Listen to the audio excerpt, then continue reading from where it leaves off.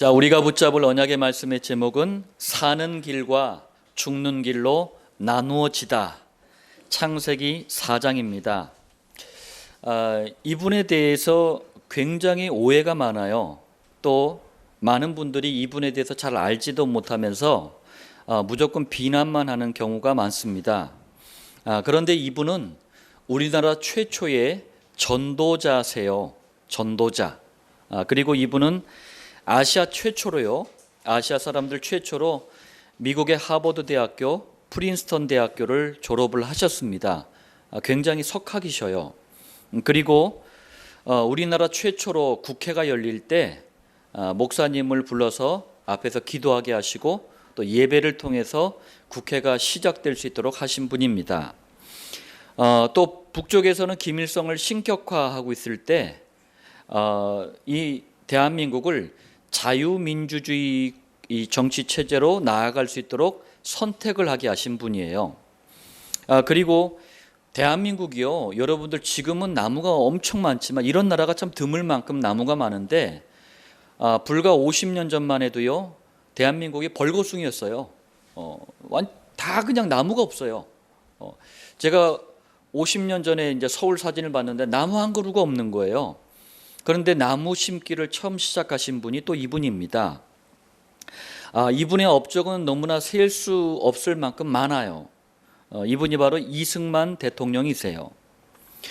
대한민국이 처음 열릴 때 하나님께서는 예수 믿는 한 사람이 사는 길을 택할 수 있도록 인도를 하셨어요.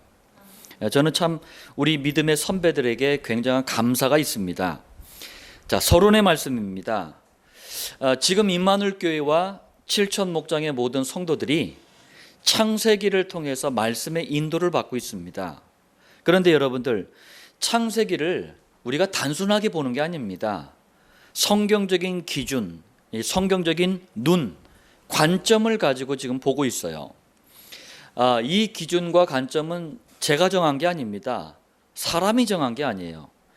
예수님께서 직접 누가복음 24장 44절 말씀을 통해서 우리에게 하신 말씀입니다. 기준을 정해 주신 거예요. 자, 첫 번째로 내가 너희와 함께 있을 때에, 예수님은요 십자가에 처형당하시면서 그리스도의 일을 완성하셨어요. 그리고 완성하셨다는 증거로 부활하셨고 승천하셨습니다. 자, 이 모든 과정이 3년 6개월 공적인 생애, 이걸 공생애라 그래요. 공생애를 통해서 이걸 성취하셨는데, 이때요, 이 3년 6개월 동안 혼자 하신 게 아니고 늘 제자들과 함께 동고동락을 하셨어요. 함께 아파하시고 함께 즐거워하시는 걸 동고동락이라고 합니다. 자, 두 번째로 너희에게 말한 바, 이게 또 무슨 말씀이냐면은 그냥 동고동락만 하셨더라면 별 의미가 없는데, 이때요 계속해서 성경을 통해서 중요한 메시지들을 가르쳐 주신 거예요. 세 번째입니다.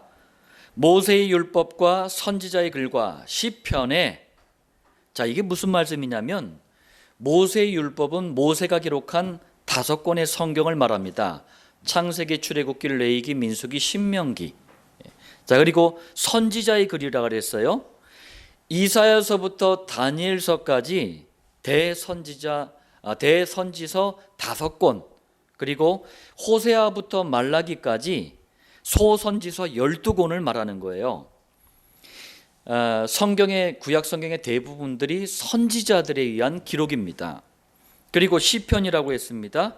이거는 욥기부터 잠언까지 5권의 성경을 말합니다.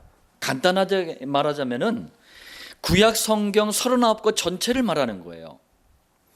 자, 그리고 마지막에 나를 가리켜 기록된 모든 것이 이루어져야 하리라.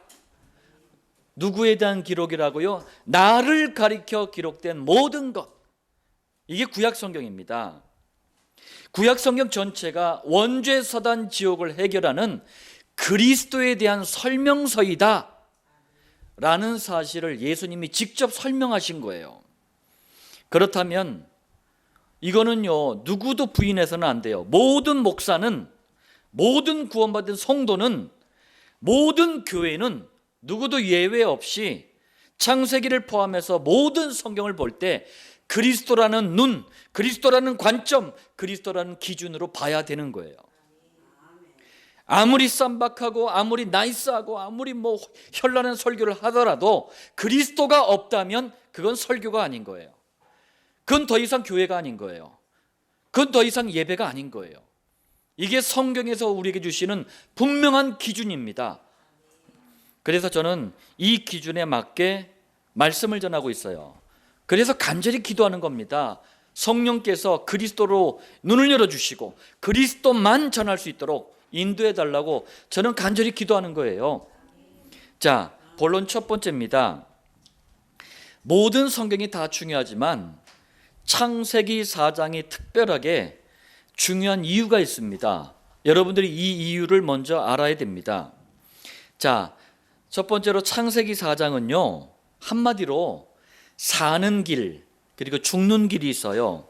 이 두 가지 길이 처음으로 나누어지는 것입니다. 그래서 창세기 4장은 중요해요. 창세기 3장부터 가장 중요한, 가장 축복된 우리 인간이 원죄 사단 지옥 문제에 잡혀버렸어요. 그래서 창세기 4장부터는요, 본격적으로 사는 길과 죽는 길에 선 사람들이 나누어집니다. 그래서 아주 중요해요. 1장, 2장에서는 우리가 얼마나 축복된 존재인지, 우리 아까 박미경 전도인께서 기도하셨던 것처럼 그거 말씀하신 거예요. 그러다가 창세기 3장에서 이걸 몽땅 잃어버려요. 그러면서 창세기 4장에서는 본격적으로 사는 길, 죽는 길에 선 사람들이 나누어집니다. 이건요, 이 지구 역사 6천년 내내 이어져 왔던 두 길입니다. 지금도 여전히 나누어져 있어요.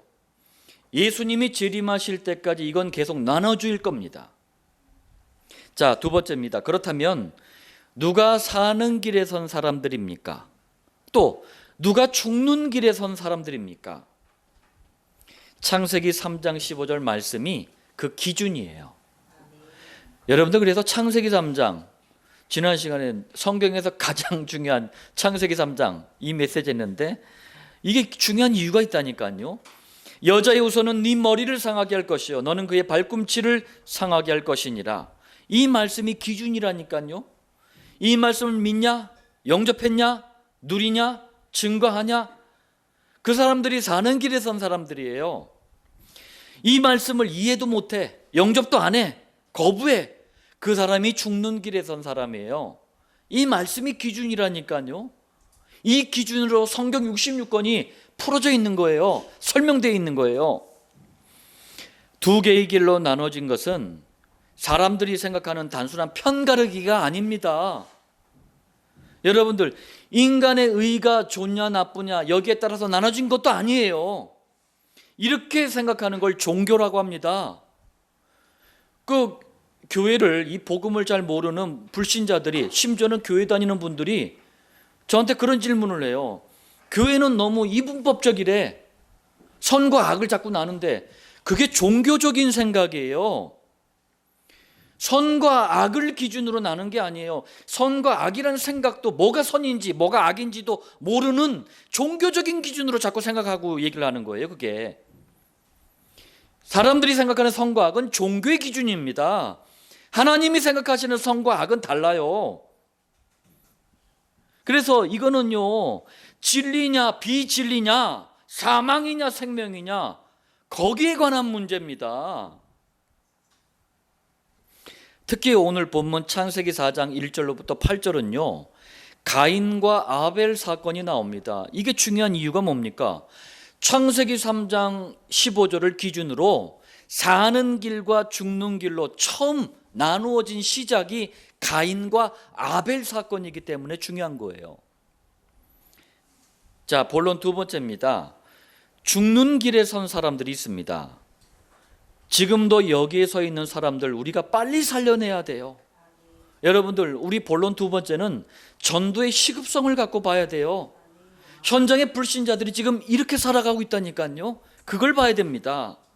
성경은요, 윤리, 도덕, 철학책이 아니에요. 우리 삶의 실제에 관한 문제를 다루는 책이 성경입니다. 자, 첫 번째예요. 안타깝게도 가인은 죽는 길에 선 사람들의 시작, 출발이 된 인물입니다. 그런데 처음엔 좋았어요. 4장 1절에 보니까 하와가 임신하여 가인을 낳고 이르되 내가 여호와로 말미암아 득남하였다 하니라. 가인이란 이름의 뜻이요, 여호와로 말미암아 득남하였다. 이게 가인이란 이름의 뜻이에요. 여러분들 얼마나 좋습니까? 제가 생각했을 때 아담과 하와가 가인, 이게 첫째 아들 아닙니까? 이걸 딱 낳았을 때 여자의 후손에 들어갈 첫 번째 인물이 바로 이 가인이 되는 거예요. 그러니까 기대가 굉장히 컸던 거예요. 그래서 이름도 여호와로 말미암아 득남했다, 내가 얻었다, 이렇게 이름을 지은 거예요. 얼마나 축복됩니까? 그런데 왜 죽는 길에 선 사람들의 조상, 원조가 됐습니까? 여러분들, 원조라는 게 굉장히 중요하더라고요. 음식점도 원조로 가니까 맛있더라고.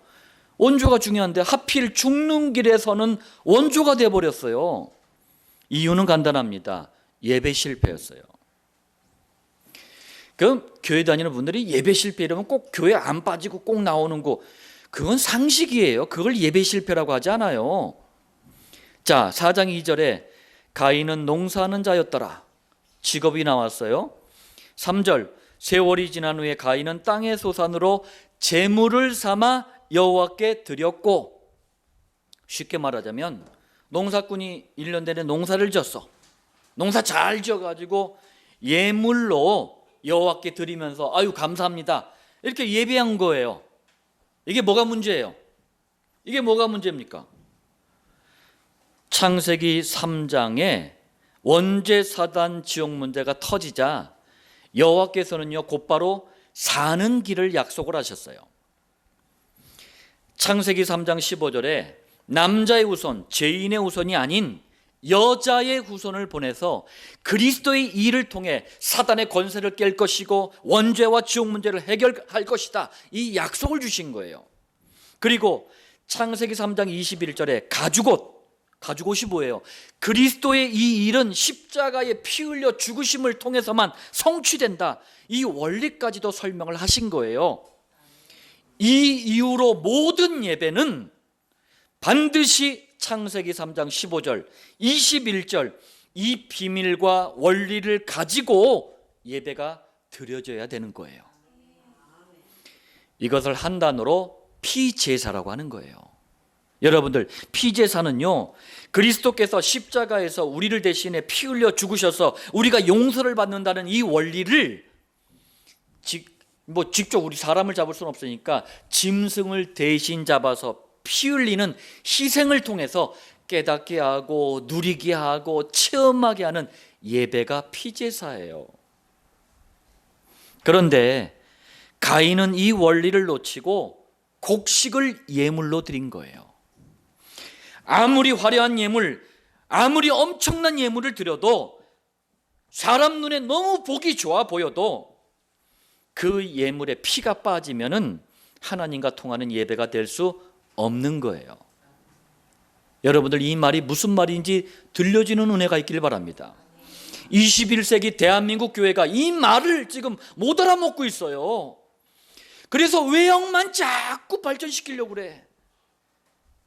그냥 천주교 성당 본받아 가지고 의리의리하게 짓고 그냥 삐까번쩍하게 뭐든지 외형만 자꾸 갖추려고 그래. 가장 중요한 피가 빠져버렸어요.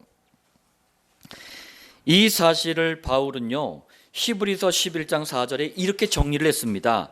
믿음으로 아벨은 가인보다 더 나은 제사를 하나님께 드림으로 의로운 자라 하시는 증거를 얻었으니, 여러분들, 이 말을 거꾸로 말하면 가인은 제사를 잘못 드려서 응답을 받지 못했다는 말씀이에요. 그 이유가 뭡니까? 하나님이 그 예물에 대하여 증언하심이라. 무슨 말이에요? 예물이 잘못됐다는 말이에요. 피제사의 비밀과 원리를 가진 예물, 예배만이 하나님과 통하는 예배인 거예요. 자, 세 번째입니다. 그런데 더 큰 문제가 있어요. 이 죽는 길, 곧 예배 실패는요, 실패한 그 자신에게 또 그 당대에게 비참한 결과를 가져온다는 사실이에요. 보겠습니다. 4장 8절에 그들이 들에 있을 때에 가인이 그의 아우 아벨을 쳐 죽이니라. 야, 인류 최초의 살인사건, 이거 충격 아닙니까? 그런데 이것도 충격인데, 이게 아담 가정에서, 누구 가정에서? 아담 가정에서, 하나님이 최초로 창조한 그 가정에서 벌어진 형제 간의 살인사건이었어요. 여러분들, 복음 놓치는 그 결과가 이렇게 어마어마한 결과로 오는 거예요. 제가 불신자 때 경험했고, 교인 생활도 저는 경험을 했어요. 구원받은 성도의 가정도 이뤄봤고, 전도자의 삶도 경험을 해봤어요. 그래서 저는요, 이 말의 의미가 너무 충격이에요. 우리가 복음 놓치면은 이 일에 우리가 주인공으로 설 수도 있겠구나.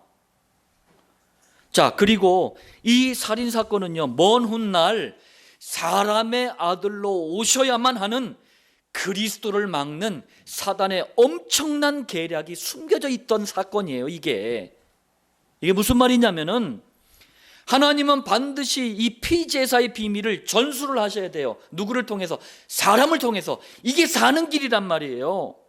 그런데 가인을 딱 보니까 이게 죽는 길에 서버린 거예요. 그래서 하나님은 아벨을 택하시고 아벨의 후대를 통해서 그리스도를 보내시려고 계획을 하신 거예요. 그런데 이 아벨을 죽인 거예요. 이게 사단의 계략이에요.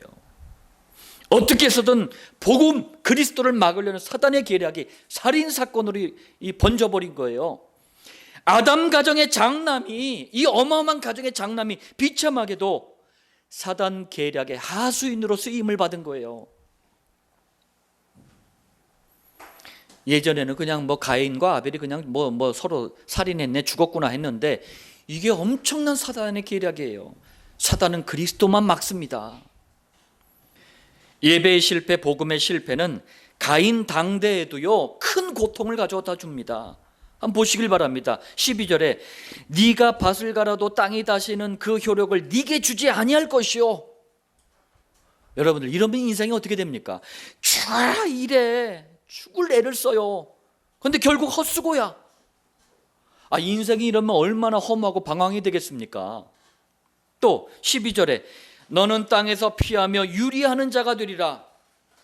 인생 내내 계속 문제를 만나, 계속 어려움을 만나. 그러니까 도망만 다녀.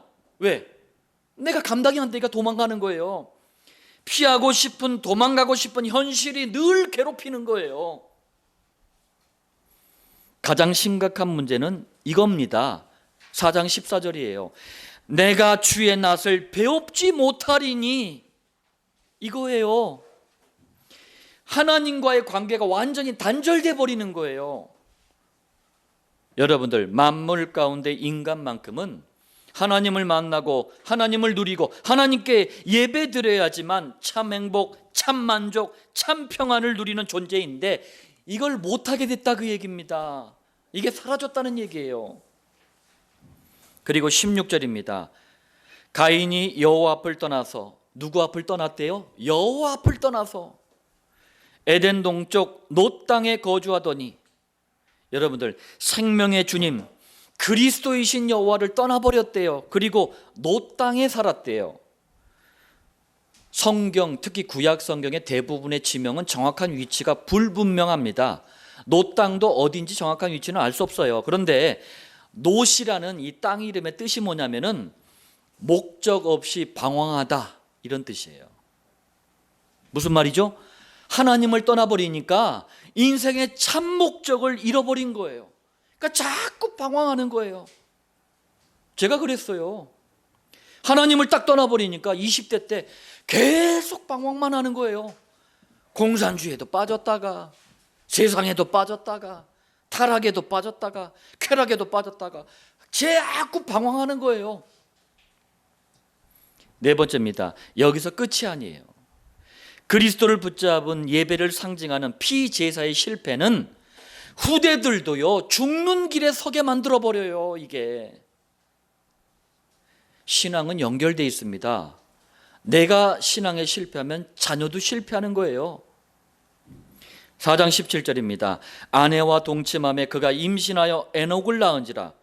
가인이 결혼을 해가지고 또 자식을 낳았어요. 그런데 가인이 성을 쌓고 그의 아들의 이름으로 성을 이름하여 에녹이라 하니라. 자, 하나님을 떠나니, 복음을 떠나니 하나님의 완벽한 인도와 보호가 사라져버렸단 말이에요. 그러면 어떻게 됩니까? 내 스스로, 인생은 내 스스로 개척을 해야 되는 거야. 내 스스로 나를 보호해야 되는 거야. 그러니까 뭘 쌓았대요? 성을 쌓았대요. 하나님이 보호해야 되는데 그걸 이제 상실해버리니까 내 스스로 나를 보호해야 돼. 나는 내가 지켜야 돼. 나를 위한 성을 쌓는 거예요. 로마서 1장 24절에 바울이 이렇게 말합니다. 하나님께서 그들을 마음의 정욕대로 더러움에 내버려 두사. 쉽게 말하면요, 하나님께서 원죄 사단 지옥에 잡힌 세상에서 하나님의 인도와 보호가 필요 없다고? 그래, 그럼 네 마음대로 한번 살아봐. 버리신 거예요. 얼마나 비참합니까? 4장 20절입니다. 아다는 야발을 낳았으니 그는 가축을 치는 자의 조상이 되었고. 여러분들, 하나님을 떠나니까 먹고 사는 것도 이제 문제가 돼버려요. 여기에 막 시달려. 그래서 목축업을 발달시킨 거예요. 먹고 사는 일도 복음 안에 있으면 누림이 돼요. 많이 주면 많이 갖고, 적게 주면 적게 갖고, 하나님께 감사하고, 그걸 통해서 전도와 선교하고 제자 세우고 현장을 향해서 하나님을 누리는 이런 인생이 누림이 되는데, 이게 반대로 되는 거예요. 수고가 돼버리는 거예요. 21절, 그의 아우의 이름은 유발이니 그는 수금과 퉁소를 잡는 모든 자의 조상이 되었으며. 산다는 자체가 고통스러우니까요, 잊어버리기 위해서 노래라도 불러야 되는 거예요. 저도 그랬어요. 예? 정신 홀딱 빼 술집 가가지고 술 막 퍼마시다가 그냥 막 그 노래방에 가가지고 마이크 잡고 그냥 막 소리를 질렀어요. 왜? 산다는 자체가 고통스러워서 그래요. 그리고 억지로라도 즐거움을 만들어내야 돼. 억지로라도. 그래가지고 맨날 음악에 빠져 살았어요. 제가 20대 때 들었던 음악을 지금도 그 파일을 음악 파일을 가지고 있는데 들어보니까 죄다 노래 부르는 사람들이 다 자살했어. 그래서 음악이 발달한 거예요. 22절, 실라는 두발가인을 낳았으니 그는 구리와 쇠로 여러 가지 기구를 만드는 자요. 자, 하나님을 떠난 인생이니 스스로 뭔가를 책임져야 된다는 생각이 가득한 거예요. 그러다 보니까 기술을 발전시키고 과학을 발전시켜요. 그런데 이것 가지고 뭐 했어요? 최신 무기 만들어가지고 전쟁을 벌인 거예요. 자, 이렇게 죽는 길에 선 후대들에 의해서 인류 문명이 본격적으로 시작이 된 거예요. 성경이 말씀하시는 인류 문명은 이렇게 시작된 거예요. 인류 문명은 처음 시작이 하나님을 떠난 이 아픔, 하나님을 떠난 이 상처, 이걸 스스로 치유해 보려는 인간의 노력이 인류 문명이에요. 우리 세계사 역사 다시 배워야 돼요. 인류 문명의 시작은 메소포타미아 문명이 아니야. 이렇게 시작된 거예요. 그런데 문제가 있어요. 지금 많은 교인들이 복음을 모르고 교회만 다니다 보니까 겉으로 너무나 화려한 이 인류 문명에 빠져버리네. 불신자처럼 살아가. 명심하길 바랍니다. 특별히 오늘 말씀 받는 그루터기들은요, 인류 문명의 실체를 알아야 돼요. 여기에 빠지지 않도록 오히려 인류 문명을 살릴 수 있도록 복음의 뿌리를 내리시길 바랍니다. 여하튼 이 인류 문명은 발달하기 시작하면서 창세기 6장에 와서는요, 네피림 시대를 열어버려요. 네피림 시대. 어떤 시대입니까? 싹 다 하나님을 버려버려. 지금이 딱 그래요. 죄악이 넘쳐나 홍수로 쓸어버려야 될 만큼 타락을 해버려. 이 네피림 시대의 시작이 창세기 4장의 가인의 후손들이에요. 여러분들, 인류 문명이 지금 좋냐 나쁘냐 그 얘기하는 게 아닙니다. 실체를 알고 살리는 자가 되시길 바랍니다. 죽는 길에 선 후대들의 영적 상태도 한번 볼게요. 영적인 상태. 4장 23절 24절에 가인의 후손 중에요, 라멕이라는 사람이 부르는 인류 최초의 대중가요가 나옵니다. 제가 예전에 이제 안산 필코러스 합창단에서 이제 성경이 말씀하시는 찬양 음악에 대해서 메시지를 전할 때 이 얘기를 했어요. 인류 최초의 대중가요, 우리 아이들이 좋아하는 아이돌 노래들, 이 노래가 언제 시작됐는지 아냐? 모르더라고 잘. 이겁니다. 한번 그런데 내용을 한번 보세요. 나의 상처로 말미암아 내가 사람을 죽였고, 아니 지 마음의 상처 때문에 살인을 했대. 저 이거 읽으면서 사이코패스가 여기서 나왔나 보다. 완전 도른 거 아닙니까? 지 마음의 상처 때문에 남을 죽여도 되는 거예요? 나의 상함으로 말미암아 소년을 죽였도다. 완전히 노래 내용이 어때요? 칼의 노래, 살인의 노래, 복수의 노래를 부르고 있는 거예요. 이게 지금 21세기 대중가요의 정서 속에도 파고 들어와 있어요. 그래서 여러분들, 음악을 영적으로 충만하지 못한다는 음악을 자꾸 듣잖아요. 나도 모르게 이 영향을 받아버려요. 왜? 음악은 영적인 거예요. 음악의 창시자는 하나님이에요. 하나님이 사단에게 맡긴 건데 이 사단이 타락해버렸어요. 지금도 사단은 음악을 가지고 이 노래를 후대들을 하여금 듣게 만들고 있는 거예요. 칼의 노래를 듣게 만들고 살인의 노래, 복수의 노래를 듣게 만드는 거예요. 이것이 바로 하나님 떠난 사람들, 죽는 길에 선 사람들의 영적인 상태입니다. 자, 본론 세 번째입니다. 사는 길에 선 사람들도 있습니다. 저는 그래요. 우리가 여기 서 있구나. 너무 감사하다. 자, 첫 번째입니다. 사는 길에 선 사람들의 시작, 출발이 되는 인물이 바로 아벨이에요. 그런데 아까 가인처럼 다르게 아벨은요, 처음에 중요한 인물 취급을 못 받았어요. 왜 그러냐면은 아벨이란 이름의 뜻을 봐도 그래요. 이게 아벨이란 이름의 뜻이 허무, 하찮다, 별 볼 일 없다, 이런 뜻이에요. 왜 이렇게 졌을까? 가만히 생각해 보니까 아마도요, 실제로 외모나 이 건강이 좀 별 볼 일 없었나 봐요. 또 아니면은 이게 이제 정확할 것 같은데, 장자 중심으로 족보가 기록이 되잖아요. 장자가 중요한 거거든. 장남. 그러니까 가인을 더 중요하게 여겼기 때문에 아벨 이름을 이렇게 지지 않았나, 그렇게 생각을 합니다. 나중에 한번 제가, 여러분도 한번 아담 만나면 한번 물어보세요. 자, 두 번째입니다. 그럼에도 불구하고 어떻게 사는 길의 조상, 사는 길의 원조가 될 수 있었나, 그 얘기입니다. 4장 4절이에요. 아벨은 자기도 양의 첫 새끼와 그 기름으로 드렸더니, 무슨 말이죠? 창세기 3장 15절에 여자의 우선, 21절에 가죽옷. 아니, 이 말씀을 알아들은 거예요. 예수가 그리스도 되시는 이 복음과 십자가의 피 흘림을 통해서 이루어지는 죄 용서의 원리를 이해한 거예요. 한마디로 그리스도를 붙잡은 예배, 곧 피제사를 드렸는데 사는 길의 선자의 원조가 돼버린 겁니다. 여러분들이 연약합니까? 부족합니까? 아벨처럼 여러분들도 그리스도 때문에 사는 길의 원조가 된 줄 믿으시길 바랍니다. 세 번째로, 사는 길에 선 사람들, 곧 복음 가진 예배 성공은요, 자신이 속한 당대뿐만 아니라 후대까지 영원한 축복으로 이어져 버립니다. 4장 8절이에요. 그들이 들에 있을 때에 가인이 그의 아우 아벨을 쳐 죽이니라. 자, 가장 먼저 아벨은요, 성경 최초로, 인류 최초로 순교자의 길을 가게 됩니다. 근데 한번 생각해 보세요. 뭐 이래? 아니 뭐 돌에 맞아 처참하게 죽은 게 뭐 이게 축복이야? 여러분들, 순교는요, 하나님께서 역사를 이끌어 가시는 방법 중에 최고의 방법이에요. 스데반 집사가 순교당했을 때 하나님은 바울을 일으켰어요. 이게 순교라는 방법입니다.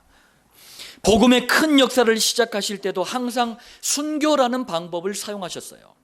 일제시대 때 우리 주기철 목사님 이런 믿음의 사람들이 우상 숭배를 반대해서 순교의 길을 갔을 때 하나님은 이 대한민국의 미래를 책임져 주셨어요.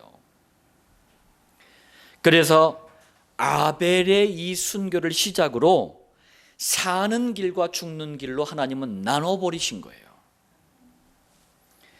아벨이 순교를 당한 후 하나님께서는요, 본격적으로 사는 길을 열어가십니다. 25절이에요. 아담이 다시 자기 아내와 동침함에 그가 아들을 낳아 그의 이름을 셋이라 하였으니, 이름이 셋입니다. 이는 하나님이 내게 가인이 죽인 아벨 대신에 다른 씨를 주셨다 함이며. 자, 사는 길의 조상 아벨이 순교를 당하자 그걸로 끝난 게 아니에요.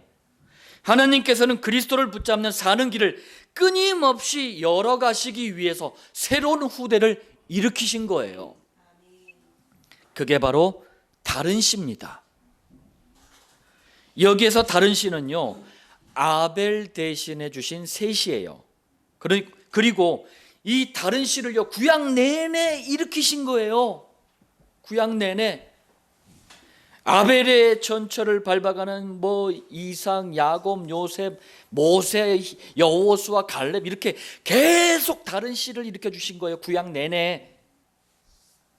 그러다 먼 훗날 다른 씨의 실물, 실체가 이 땅에 오십니다. 그분이 바로 그리스도이신 예수님이에요. 예수님이 그리스도의 일을 완성하신 이후에 지금도 다른 씨들이 일어나고 있는 거예요. 2000년 동안 다른 씨들에 의해서 복음이 전달됐고, 우리 다른 씨가 되는 우리가 그 복음을 받은 거예요. 우리도 현장에서 주님 재림하실 때까지 다른 씨들에게 복음을 전해야 되는 거예요. 이 사는 길에 선 사람들을 하나님은 끝까지 책임져 주시고 보호하십니다. 자, 특히 다른 씨로 아벨 대신에 부름받은 셋의 이름의 뜻을 보면은요, 그 의미가 너무나 엄청나, 너무나 감사해. 왜 그러느냐?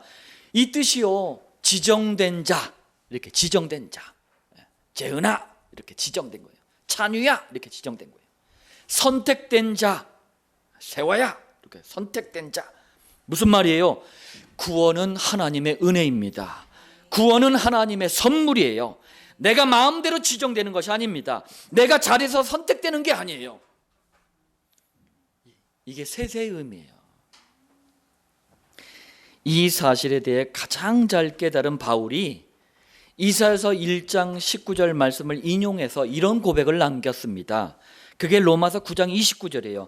만일 만군의 주께서, 우리 여호와께서 우리에게 씨를 남겨두지 아니하셨더라면, 우리에게 다른 씨, 이 씨를 남겨두지 아니하셨더라면 우리가 소돔과 같이 되고 고모라와 같았으리로다. 소돔과 고모라가 멸망을 당했어요. 하나님께서 아벨 대신 셋이라는 다른 씨를 남겨두지 않았더라면 먼 훗날 그리스도는 올 수 없었다. 그러면 우리는 그리스도가 오지 않았으면 소돔과 고모라처럼 멸망당했을 것이다. 이 고백이 창세기 4장에 있는 거기까지 올라가는 고백이에요, 이게. 그러니 여러분들, 그리스도라는 눈으로 반드시 성경을 봐야지만 66권 전체는 열리게 돼 있어요. 자, 사는 길에 선 후손들이 받은 진짜 축복을 마지막에 말씀합니다. 그게 26절이에요. 그때에 사람들이 비로소 여호와의 이름을 불렀더라. 무슨 말씀이죠? 후대들에게 창세기 3장의 원죄사단 지옥 사건으로 사라질 뻔했던, 그리고 아벨의 순교 때문에 놓칠 뻔했던 이 그리스도의 복음, 그리스도를 붙잡는 예배, 이게 회복됐다는 얘기예요. 후대에 와서 후대들이 그리스도가 아니면 안 되는구나, 이 결론을 내린 거예요. 이러면 사는 겁니다. 여러분들이 아벨처럼 셋처럼 다른 씨로 쓰임 받으시길 바랍니다. 그래서 여러분들의 후손들이 그때의 사람들이 비로소 여호와의 이름을 불렀더라, 이 축복을 반드시 누리시길 바랍니다. 자, 결론을 말씀드리겠습니다. 아벨로부터 시작된 사는 길, 또 반대로 가인으로부터 시작된 죽는 길, 이렇게 두 가지 길로 나누어져 온 게 지구 역사입니다. 근데 이건 지금도 계속되고 있어요. 심지어 교회 안에도 나누어져 있습니다. 보시길 바랍니다. 지금도 예수는 그리스도라는 고백 위에 이 사는 길에 선 복음 가진 임마누엘 교회와 성도는 저는 사는 길 위에 서 있다고 확신하고 여기에 제 자부심과 자랑과 기쁨과 감사가 있습니다. 근데 반대로 예수님을 자꾸 세례 주는 요한, 엘리야, 예레미야, 선지자라고 고백을 하네. 이게 죽는 길이에요. 이게 종교화된 거예요. 여기에 서 있는 많은 교회들과 교인들이 있습니다. 저는요, 그래서 사는 길의 원조가 되는 아벨처럼, 사는 길을 택하는 후대들처럼 우리가 동일하게 이 길 위에 서 있다는 사실을 감사하고, 또 이 길 말고 죽는 길 위에 선 사람들에 대한 애통한 마음을 좀 가져야 돼요. 애통한 마음. 그래서 우리가 받은 축복이 얼마나 큰 축복인지 죽는 길 위에 서 있는 사람들에게 증거로 보이는 여러분들 되시기를 예수님의 이름으로 축원드립니다.